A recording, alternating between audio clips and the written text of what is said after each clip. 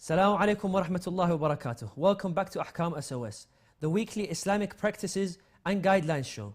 Today we have with us Sheikh Ali Maash. Assalamu alaikum, Sheikhuna. Assalamu alaikum wa rahmatullah. Your questions, inshallah, will be answered live on this show. Please send your questions via WhatsApp, YouTube, or call us live on this show in the numbers provided below. Assalamu alaikum, Sheikhuna. How are you doing today? Alhamdulillah. Inshallah. We have a couple of questions for you, Sheikhuna. The first one is, what are the features of an infallible from the Imams or from the Ahlul Bayt, peace be upon them? أعوذ بالله السميع العليم من الشيطان الرجيم بسم الله الرحمن الرحيم الحمد لله رب العالمين وصلى الله على محمد وآله الطاهرين ولعنة الله على أعدائهم أجمعين. It's narrated by the authority of Imam As-Sadiq alayhi salam, as Al-Kulay narrates in Kitab Al-Kafi, some of the features of the Imam alayhi salam.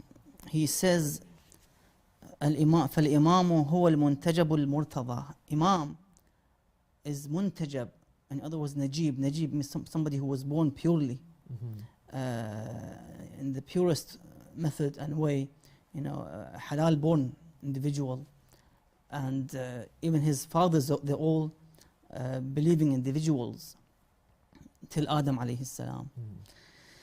Al-Murtada, he is the one in which Allah is satisfied and chose him to be the one who carries the message of his father or grandfather Rasulullah sallallahu alayhi wa alayhi. Wal-Hadi al-Muntaja, he is the one who guides people towards the right path, and is the one who is muntaja, the one who receives the information through inspiration, ilham, and other methods and means to get those divinely knowledge, in other words. وَالْقَائِمُ الْمُرْتَجَى, and the one who stands for the matters of the religion, to spread and deliver the religion to the people, and to bring reform to the Muslim society after it was being corrupted and changed and altered by the so-called khulafa, or the so-called sultans and tyrants of their times. Yep. Then the Imam says, Salamullah alayh, istafahu Allahu bidhalik. Allah chose and selected him from the rest of the creation, because he was Mustafa. He was the one who had no issues in this individual, no sins, no wrongdoings, not even mistakes. A Waliullah who is infallible and ma'soom. وَاصْطَنَعَهُ عَلَىٰ عَيْنِهِ, as the Quran mentions, وَاصْطَنَعْتُكَ لِنَفْسِي وَلَتُصْنَعْ عَلَىٰ عَيْنِي. In other words, this Imam is made for the purpose of serving Allah Azza wa Jal, Allah's religion, to deliver it. The purpose is to bring Allah's religion on this earth, on this planet, to guide people of the earth.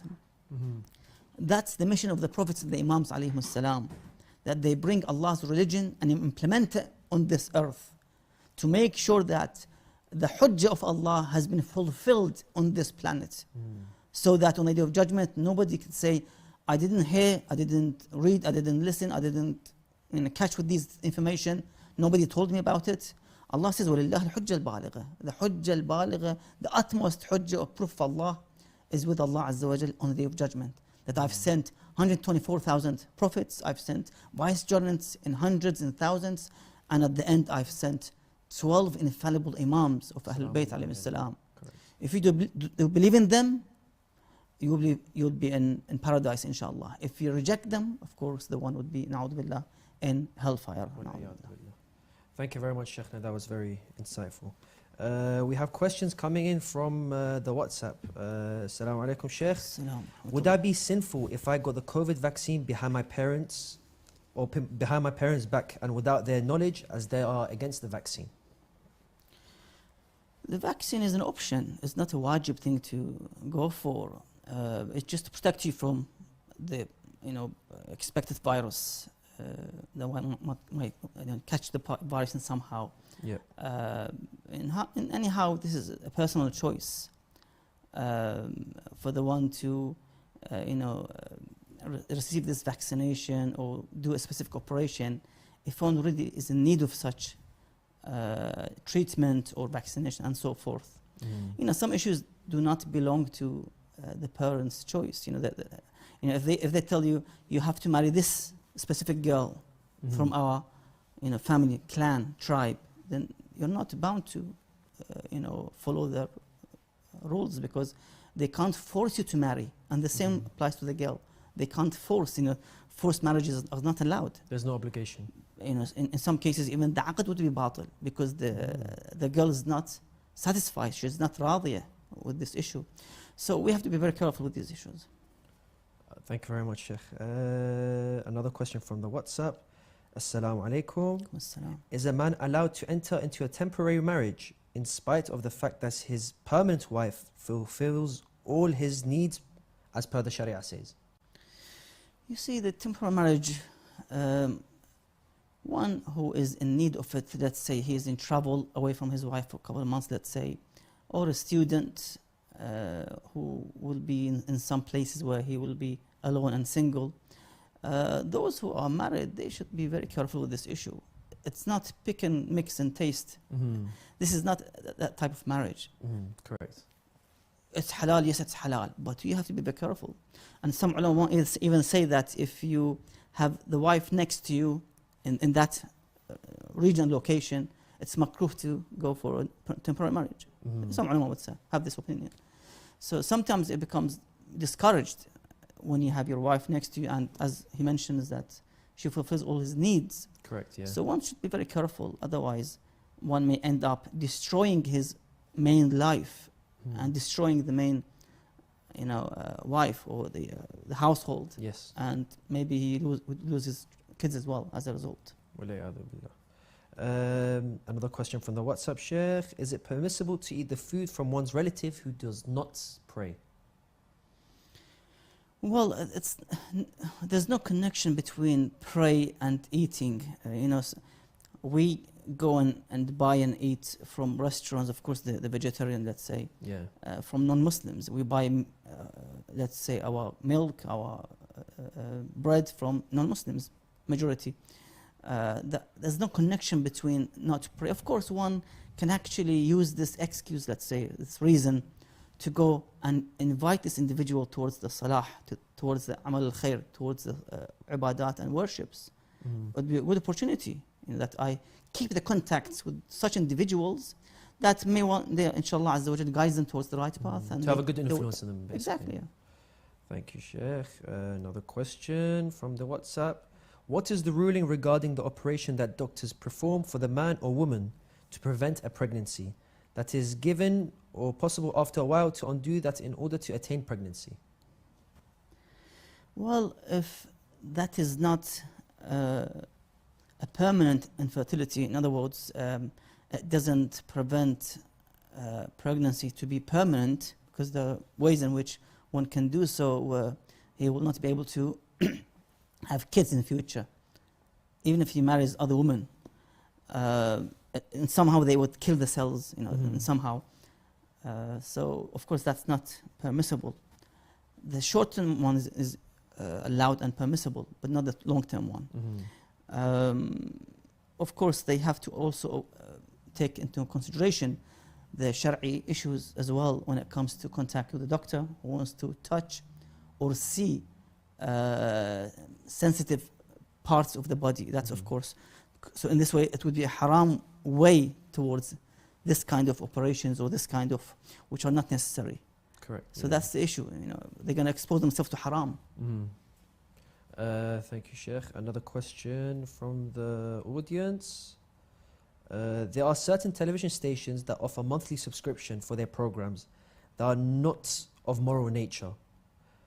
But after midnight, it relays indecent movies. Is it permissible to subscribe in such programs? What is the opinion of Ayatollah Sayyid Ali Sistani on this matter?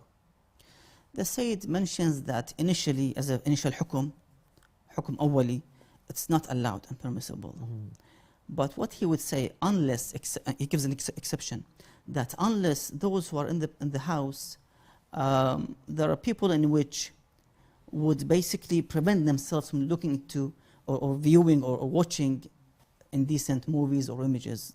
So there are pious people, let's say the parents, for example, and somehow they would not watch this type of, let's say, movies or indecent images. That's exception, but they have to watch their kids, for example, who are, let's say, in the teens age, 14, 16, 18, that they shouldn't be exposed to or be able to have access to these channels, otherwise there's a problem with the fatwa. Another question from the WhatsApp. Assalamu alaikum. What are good mustahabs we can do or say during our prayers? Mustahab, there are lots of mustahabbat.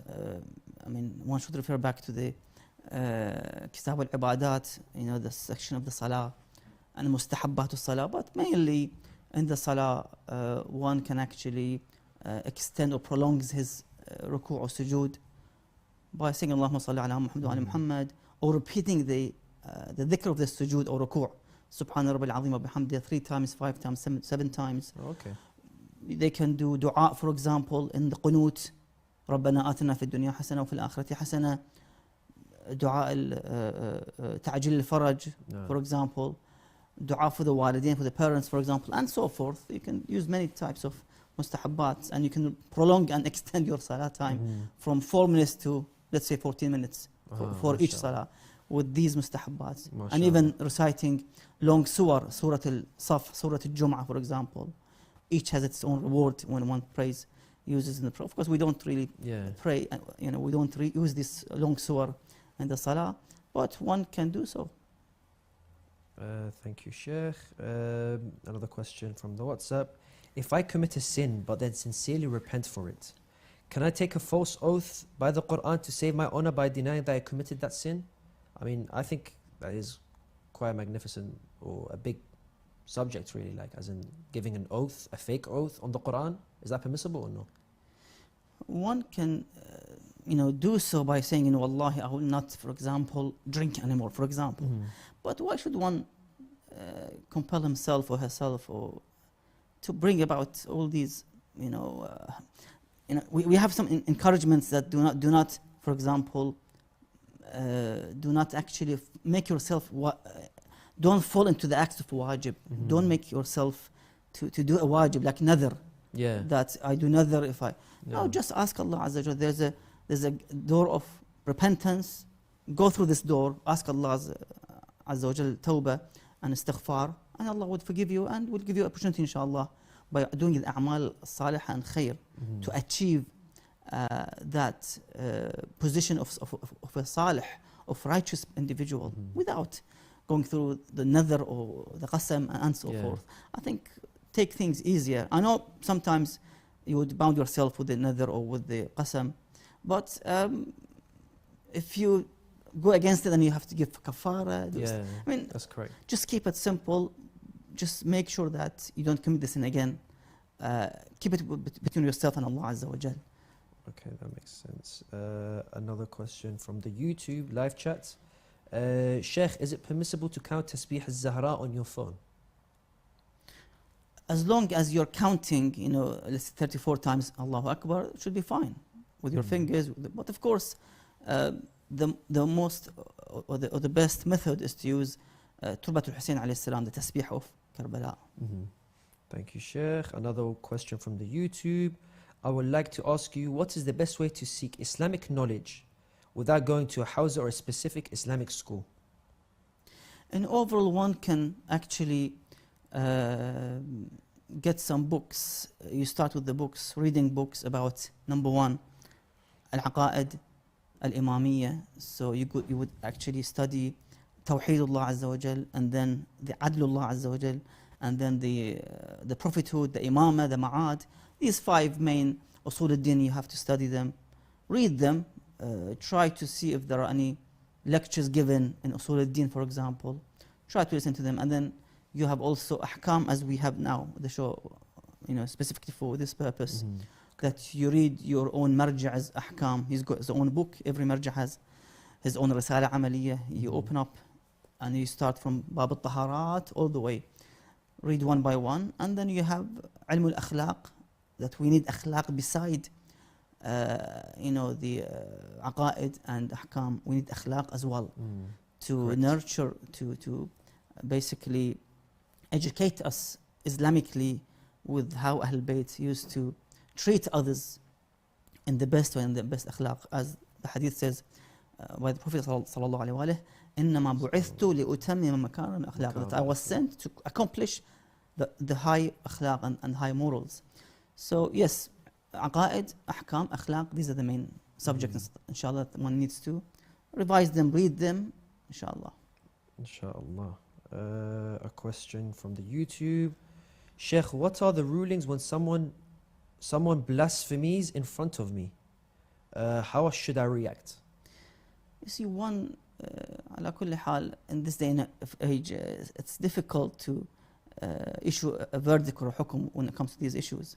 So one best thing to go back to his own marja' office and ask to see what is the option provided. Of course, nowadays, many of the ulama would say that these hudud or the punishments would not be applied today because of so much distortion against Islam and the image of Islam. Those who now in the Muslim and Islamic states and governments, they have distorted the image of Islam by their acts, by their suppression and oppression. Indeed. Where people are now running away from the Muslim region towards Europe as asylum seekers and so forth because of this oppression in the name of Islam and suppression against the people. So ahkam would be different, would not be applied with the situation. You can't just apply these punishments easily because of this distortion. So one should guide them towards the right path, ask Allah Azza wa Jal with the dua, and of course talk to them, try to guide them with your akhlaq, with your conduct, with your teachings of how Ahl Bayt Salamullah alayhim dealt with such issues, that a man came to one of the imams and he started swearing A'udhu Billah, the imam, and insult the imam. Of course the imam said, if you are hungry, we'll feed you. If you are naked, we will clothe you. If you have no place, we have a place. You can come with us, join us. This is how Ahl Bayt attracted the enemies and the nawasib towards the right path. Through the akhlaq, basically. Exactly. Alhamdulillah. Another question from the WhatsApp. Sheikh, what age do we become a baligh or an adult? It differs for the boys and the girls, and in terms of the boys, if they see 3 signs of the puberty, then of course they become baligh, regardless of their age. It could be 13, 14, it depends. That signs of that I mentioned in the books of the ahkam, if one can refer back to these 3 signs. For the girl, the completion of 9 years of lunar age and going into the 10th year. So that's for the age of the girl. So these are basically the signs of the puberty or the adolescence by the girls and the boys. But one should, ala kull hal, teach them the ahkam when it comes to, for example, ahkam al-ghusl, that they both need to know how to perform the ghusl. Correct. That's important. Ghusl wajib, of course. Of course. Thank you very much, Sheikh. Inshallah, for our dear viewers at home, we'll be going to a short break and we'll be coming back, inshallah, very soon. I have a question regarding keeping pictures of scholars at home. Is it permissible to plant trees by or Was over Islam the established based on peace and Is it non-violence? permissible to collect donations for charity projects from Is it permitted to consume canned food imported from non-Muslim countries? Is there an issue for men looking at non-Muslim women? To have your questions answered live, call in on +44 2035 150199 or WhatsApp us on +44 7415 092155. Alternatively, you can also email us on Ahkam SOS at imamhussein.tv. I have a question regarding keeping pictures Is of it scholars at permissible to home. plant trees by or Was over Islam the established based on peace Is and it permissible non-violence? to collect donations for charity projects from Is it permitted to consume canned food imported from non-Muslim Is there countries? an issue for men looking at non-Muslim women? To have your questions answered live, call in on +44 2035 150199 or WhatsApp us on +44 7415 092155. Alternatively, you can also email us on Ahkam SOS at imamhussein.tv.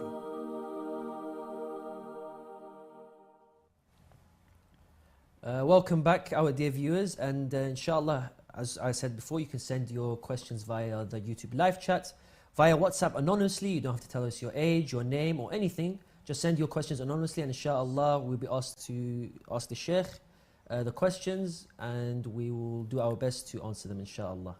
Another question from the WhatsApp, Sheikhuna.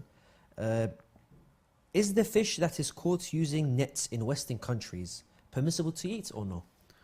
Bismillah ar-Rahman ar-Rahim. Well, if one knows that they catch the fish with the net or with tools, and the fish dies outside the water, not inside the water, if they know that, and the fish is the type of the scales, falas, then of course it's permissible for the one to consume, even if this fish was caught in the West, in the non-Muslim countries, as we have today in the UK, that we eat the fish for the market. And the majority of this fish is caught by non-Muslims. So it mentions that the tadhkiyah of the fish is to bring it out from the water alive and to be with scales, of course. Thank you, Sheikh. Another question from the WhatsApp. When buying or renting a house or houses, do we deem things like doors, water taps, and whatever we can touch with wet hands as najis or no? Well, we have a rule which says كل شيء لك طاهر حتى تعلم أنه نجس أو خبث بعينه. That everything is طاهر and pure unless you're certain that it is impure and najis. So when we deal with such issues, let's say a used property by a previous non-Muslim, the floor, the kitchen, the living room, the sofas and everything, they're all tahir as long as there's no signs of the najasa and impurities. Otherwise things will be very difficult. Imagine that you have to purify and wash all the house. Especially the houses in the UK that there's no drains in every corner or room. That makes it very difficult. So Islam is there to bring yusr, ease, and not usr, difficulty. Correct. What should a person do if a person is kathir al-shak in terms of najasa and tahara and these kind of stuff? The hadith from Imam Sadiq alayhi salam, when Imam asked the Imam about this issue, the Imam said, go back to this individual who does waswasa, very obsessive, and he does this shak, that if this is from shaitan, he will tell you that it's from the shaitan. So the devil is the one who is actually whispering into the ears of this individual. He's the one that instigates. Yes, repeat your salah, repeat your ghusl. Oh, this ghusl is batil. You have to do it again. So of course one should not listen to the words of shaitan and should ignore it and just carry on with your act. Definitely. Sheikh, another question from the WhatsApp. I have missed a lot of prayers and prayed some. I don't know how many prayers I should read as I missed too much, or don't know how many I've missed. Should I read them or not? Of course, it's wajib to do the qada of your prayers. So let's say if you have missed, let's say 1 year, you're not sure if it's 1 year or let's say 1.5 years, then you have to do the least, the 1 year in which you think you've missed. So you must do that 1 year. You have to fulfill all the qada, that wajib salawat. You must do them. And the same applies to fasting as well. You have to also see if you don't know how many days, for example, the least. Is it 30 days or 40 days? You have to do at least 30 days. That makes sense. Another question from the WhatsApp. Is taking a loan to buy a car or a house acceptable or forbidden? You see, a loan to buy a car, if there is interest incurred with the payments, if one is compelled, like I've mentioned, the student loan, for example, who is compelled, he needs that loan to pay for his university fees. If this individual is in need of the car and he is unable to pay cash, full price to buy that car, if he's compelled, then he can do so. So it depends really on the conditions, that I have to get this car, otherwise I can't afford expensive car to pay one-off payment, for example. So if one is compelled, then he can actually do so. It depends on the necessity of the situation. Okay, fair enough. Another question from the WhatsApp. Assalamu alaikum, Sheikh. My in-laws never questioned my hijab. However, now that my daughter has started practicing it, they actively discourage her. What should I do? The hijab is wajib, and one should deal with such issues with بالتي هي أحسن, use the right means and the right conduct, and use the best moral acts and traits with this regard, that we try to attract others towards these great values that Islam brought, that hijab is a protection for the woman, it protects the society from falling into the indecent acts. So they have to speak with hikmah and mu'idha. Indeed. Another question from the WhatsApp. What is the ruling for the leather from an animal that its meat is not eaten, such as fox or lion, imported from non-Muslim countries? What is the ruling on that, Sheikh? If this animal is the type of the gushing blood when it's slaughtered animal, like the fox you mentioned, tiger for example, then of course, because it's slaughtered in the non-Muslim countries, it becomes najis. So the whole animal is a meter or maita. Everything in that animal, the flesh, the skin, they're all najis. You can't really use it because it's najis. You have to purify your hand if there was a cross-contamination with the wetness. Another question from the WhatsApp. Is it permissible to place financial bets on competitions such as football and other tournaments that have been deemed permissible from Sharia viewpoint? In terms, I'm guessing from the Sharia viewpoint of the permissibility of the actual sports, especially with the World Cup just finishing yesterday. Is this permissible or no? No, it is not permissible because there's a gambling involved in this game. One is actually betting to see which team wins, for example. Islam would not accept such transaction, let's say. One of those mu'amalat al-muharrama, forbidden transactions in Islamic fiqh, in which one should avoid such transactions. We have a hadith by Ishaq ibn Ammar and Imam Sadiq alayhi salam. He says to the Imam alayhi salam, Ishaq says to the Imam, الصبيان يلعبون بالجوز والبيض ويقامرون.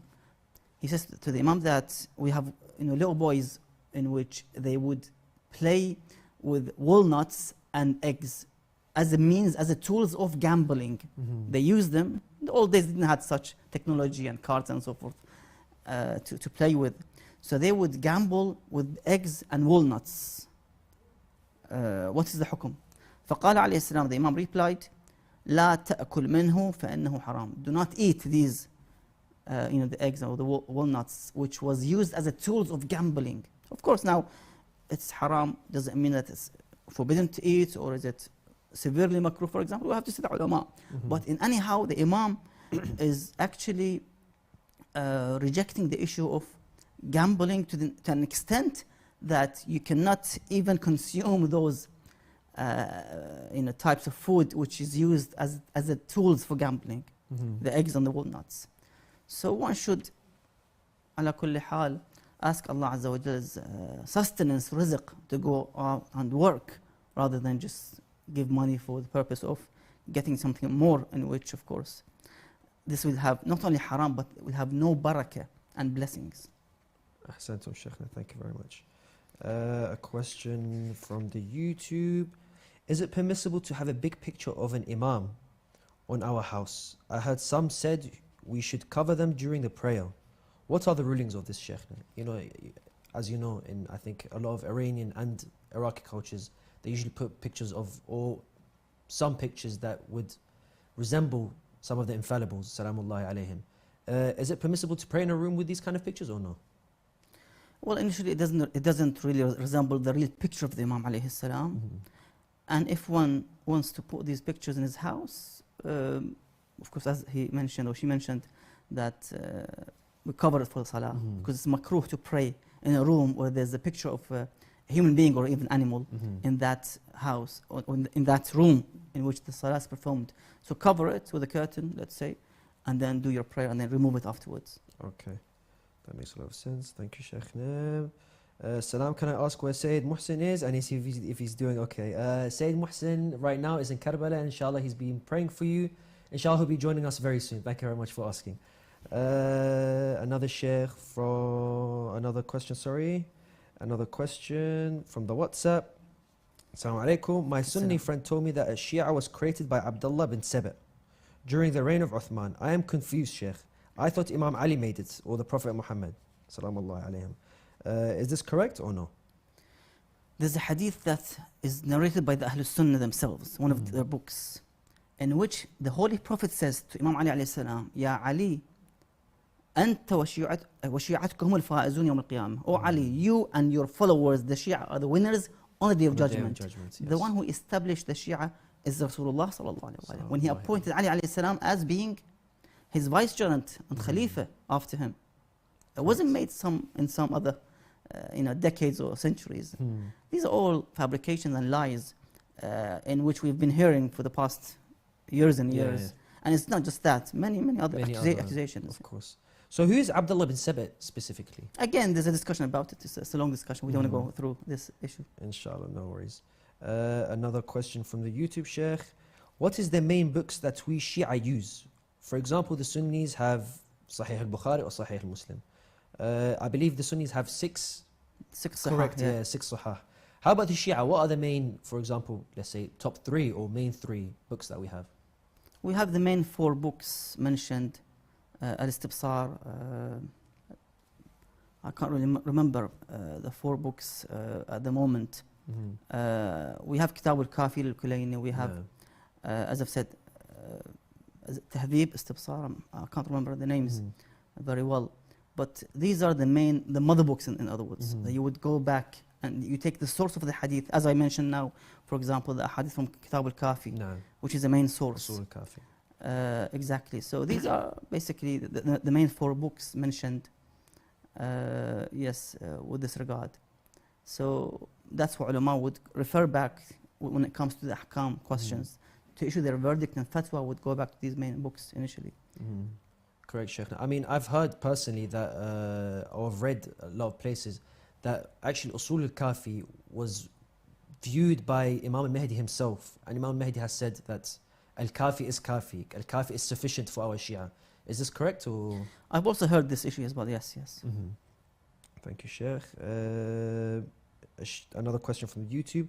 What is the mainstream position of the Shia on the Sahaba? You don't have to ask the Shia view or the ulama of the Shia. The Quran is very clear. You have to go back to the Holy Quran. And the same applies to the Prophet's wives, some of them. You go back to the Quran. When the Quran says about the Ashab of Rasulullah sallallahu alaihi wasallam, انقلبتم على عقابكم. You've turned. Somebody who falls on his back, he can't really resist and he would fall on his back.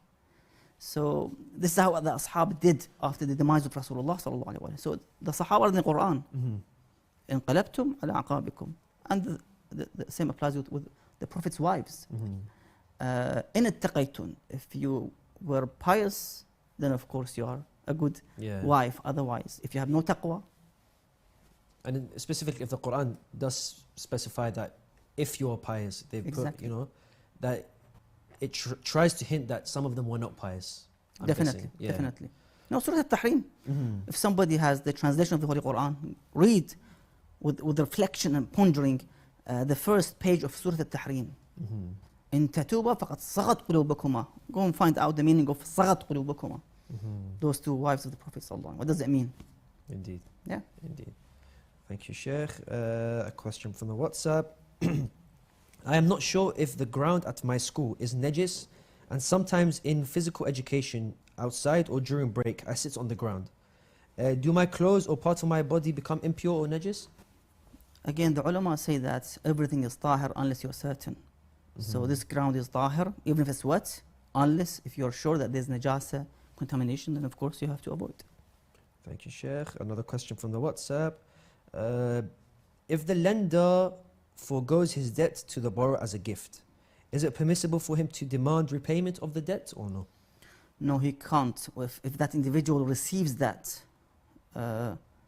amount, then of course he can't ask for to be paid back, to cancel all this, this transaction, let's say. Thank you, Sheikh. Another question from the WhatsApp. Salam, Sheikh. Salam. My husband is a mental health patient who has committed zina many times without any feeling remorse or guilt. What should I do, and what are the Islamic options open for me in this situation? Initially, if it's a mental issue, then of course you have to seek medical assistance. There are experts in this field who can help with mental issues. Number two, such issues needs to be opened with the subject with the Ahkam SOS, with the marja that you follow, to see what can be done. So you have to go back to the office of your marja and to see what options are available in this case. Thank you very much, Sheikh. Another question from the WhatsApp. If one sets aside a mustahab sadaqah, does it by setting aside become obligatory and is not permissible to go back on? So if someone wants to give sadaqah, a mustahab sadaqah, not something that has been obliged on them, do they have to give it back if, for example, financial situation comes up or no? If somebody keeps an amount, it's not wajib, but it's better not to touch this amount of money in which you've put aside for sadaqah. Some would say that you can use them, let's say, if you needed some change, for example, but it's better when you make that intention that this is going to go for sadaqah, just leave it aside. It's no longer appropriate to use that money. You put this money to protect yourself and your family. So just leave it aside. Correct. Yeah, it's better. Okay, that makes sense. Another question from the WhatsApp. Is it allowed in Islam for males to shave body hair, such as on their arms, chest and legs using a razor? Is this permissible, Sheikh, or no? In overall, it could be a debatable issue that we have to, inshallah, search about it and think. Inshallah. No worries. We'll get a definite answer from the Sheikh next episode, inshallah. Another question from the WhatsApp. After a woman gets married, does obedience of her husband override that of her parents? Does the ruling differ for temporary and permanent marriages or no?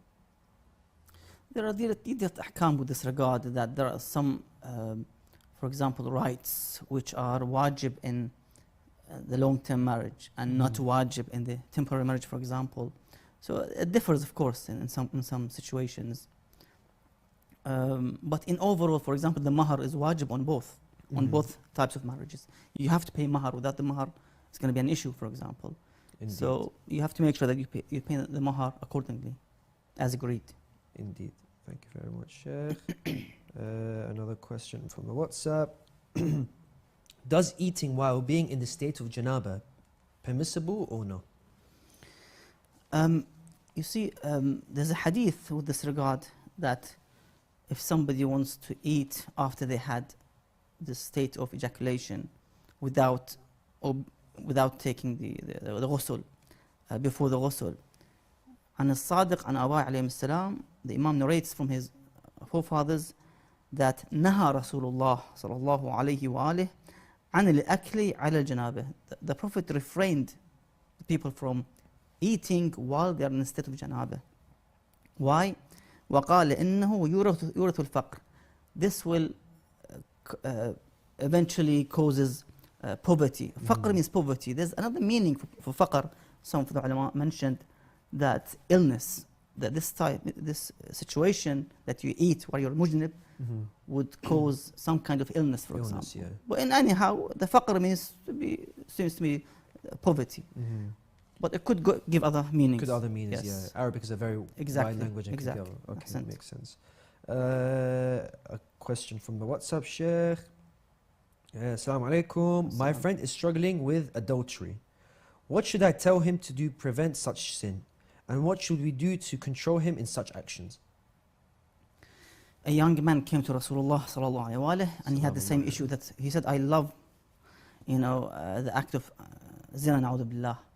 So the Prophet ﷺ told him that, do you like this to happen and to be performed with your mother, with your sister? He said, no, Ya Rasulullah, no, I won't do it again. So sometimes you have to and somehow use some kind of, I don't want to say hard or harsh words, but to awaken their minds, their sleeping mind filled with shahwat, with sins, that be careful. Someone has to have self-restraint. Exactly. Okay, another question from the WhatsApp. Why is tattoos permissible? Don't they harm the body that Allah has made for us or no? This is the question from one of the viewers on WhatsApp. You see, the ulama would discuss the issue of the harm and the minor harm and the severe harm. What is haram, the severe harm? The minor harm would have no evidence which says it's haram. So the severe harm where you actually disable an organ or you cut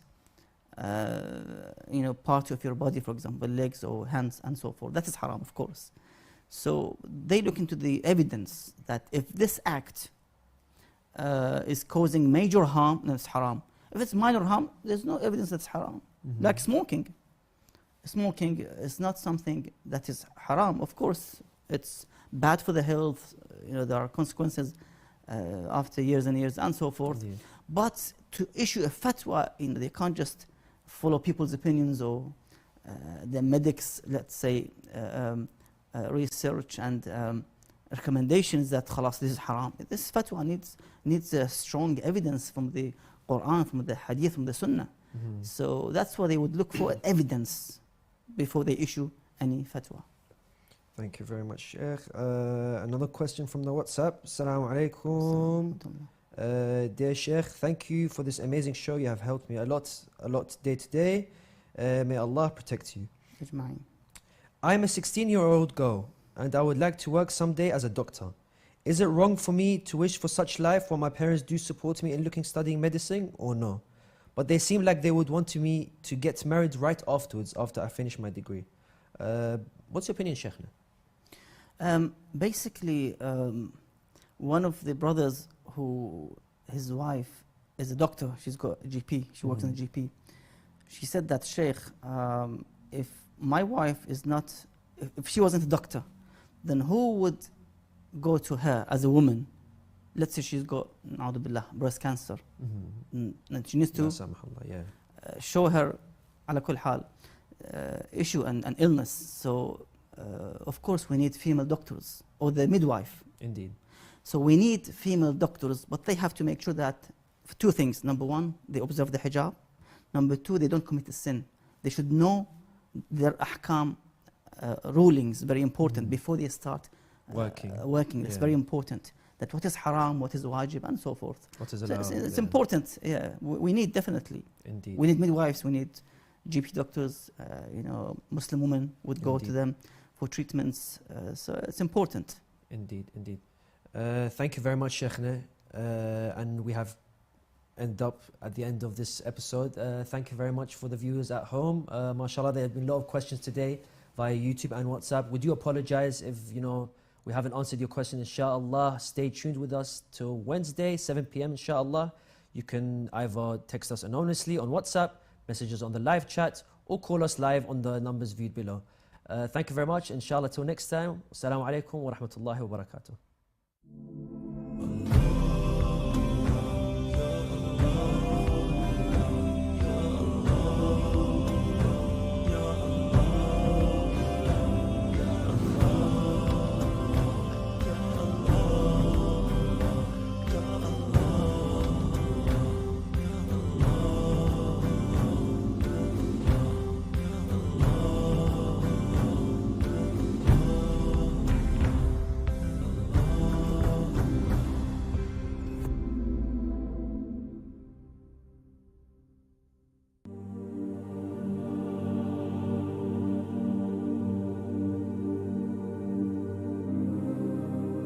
أنا لا راتب ولا عندي معين ولا عندي ولد كبير، ما عندي أحد اللي يعيني، وعلى الله وعلى أخوتي.